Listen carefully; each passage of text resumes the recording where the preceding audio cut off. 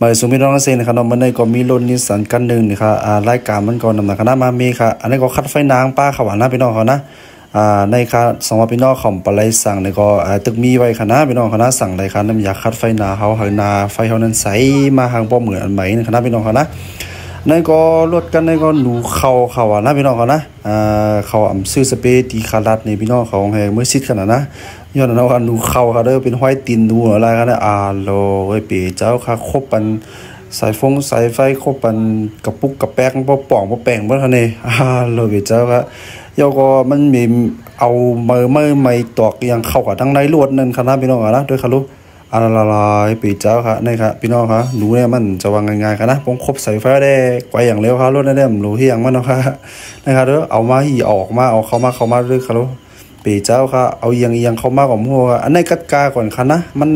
เอาลูกมันตอนเกิดลูกนะพอเกิดลูกแต่ปีเจ้าค่ะแน่พอเกิดลูกไว้ไหนๆก็เป็นน้ำเปิดเขาเปิดแอร์เนาะมันดิพัดลูกไกวก็มันมีตู่ปีเจ้าค่ะนะย้อนน้องครับพี่น้องค่ะนะมันจะว่าเล็กๆกันนะลองดูเนี่ยเอาลงพวกอะไรเขาได้ไฟมดหาโลเท่านั้นเนี่ยครับลูกปีจ้าครับหีเอาเข้ามากับมือครับในก็จะได้เอาออกสิล้างมดอะไรพี่น้องนะเพราะมันมีไอเยลหรือไอ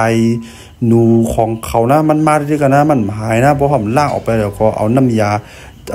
ซีสเปรย์จังขาวามาซิดได้มันอยู่นะพี่น้องนะสองพี่น้องเขาก็เริ่มไปเลยด้วยซีสเปรย์ใครสั่งซีสเปรย์อันตรายเห็นหนูกลางหนูในก็มีไว้กันนะ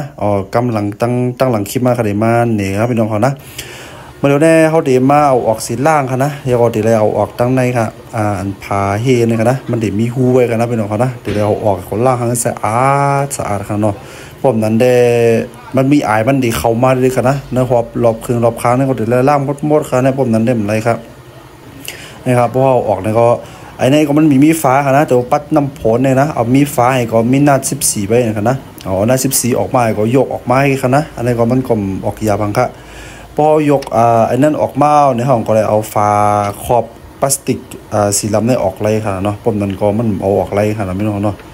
ยกขึ้นนี่ก็ออกมาค่ะนะ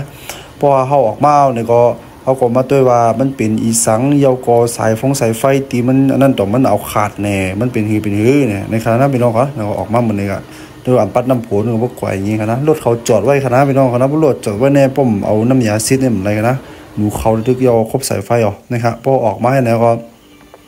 เขาก็มาล้างทำความสะอาดไอ้เนื้อนั้นค่ะนะเนี่ยมันเดี๋ยวบินหูจังไหนครับพี่น้องค่ะนะเนี่ยมันเดี๋ยวบินหูจังไหนค่ะหนูเข่ากันไหนค่ะด้วยค่ะลูกโลเป็นอันนั้นอันนี้อะไรกันนะพี่เจ้าก็อันนั้นก็เดี๋ยวได้ล้างทำความสะอาดมดนะเดี๋ยวเอาซีสเปรย์ซีดไว้ให้หอม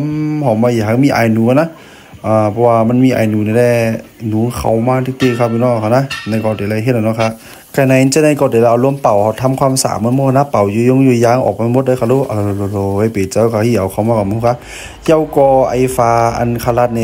นะสองพี่น้องเขาก็เริ่มไปตัวหนึ่งก็ตัวนะพี่น้องนะมันลงอย่างนะครับเอาอากาศในเนี่ยเอาอากาศตั้งนอกเขามาเอาอากาศในรัวเท่าไหร่หรือเอาอากาศตั้งนอกเขามาเนี่ยคณะพี่น้องนะมันเดี๋ยวมันในคณะปิ๊กเปิดเท่านั้นนะครับพี่น้องนะมันเดี๋ยวในเดี๋ยวเอาอากาศข้างนอกเอาอากาศในรัวเท่าอย่างเลี้ยวหรืออากาศนอกรัวเท่าอย่างเลี้ยวเนี่ยมันเดี๋ยวไหนนะเดี๋ยวก็เอาอากาศให้มันเป็นในรัวเท่าอย่างเลี้ยวนะผมนั้นได้ดูดีเข้ากว่าให้หน่อยพี่น้องเขานะโอเคอันนี้ก็เขามาทำความสะอาดได้เป็นพัดลมค่ะนะพอเปิดความแอร์พอเปิดพัดลมเนี่ยอันนี้ดิปั่นนะปั่นแล้วก็มันดีเอาลมเป่าออกมานั่นขนาดเราพี่น้องเนาะเฮ็ดให้มันกัดนั่นขนาดนี้อันนี้ก็นะครับพี่น้องครับเดี๋ยวเลยทำความสะอาดฮะในการน้ำยาของเขาครับพอเฮ็ดจะม้วนๆแล้วก็เอาน้ำยาซีถ่ายมันหอมไว้ดังกันล่างม้วนๆเลยก็เอาน้ำยาซีเนี่ยนะสองพี่น้องเขาก็เลยไปเลยสั่งน้ำยาเนี่ยก็สั่งมาเลยครับต้องตักถามเขามาเลยครับพี่น้องเขานะเอาคาเนี่ยน้ำยากันดูก็เลยการมาเยียวหรืออันมันหอมให้มันหอมไม่ในรวดเท่านั้นค่ะเนาะดูก็ติ่มเกี๊ยกอายนั่นขนาดพี่น้องเขาเนาะเอาค่าขอบใจอย่างนั้นเลยครับเนาะพี่น้องเขาสั่งว่าพี่น้องเขาหลุดดังใจเทียมสั่งเสียมว่าสั่งว่าเขาจวนเองก็ต้องตักถามเขามาอะไรนี่ครับเนาะลองลดลองกล้าสั่งเสียมว่าค่ะเหมือนสูงค่า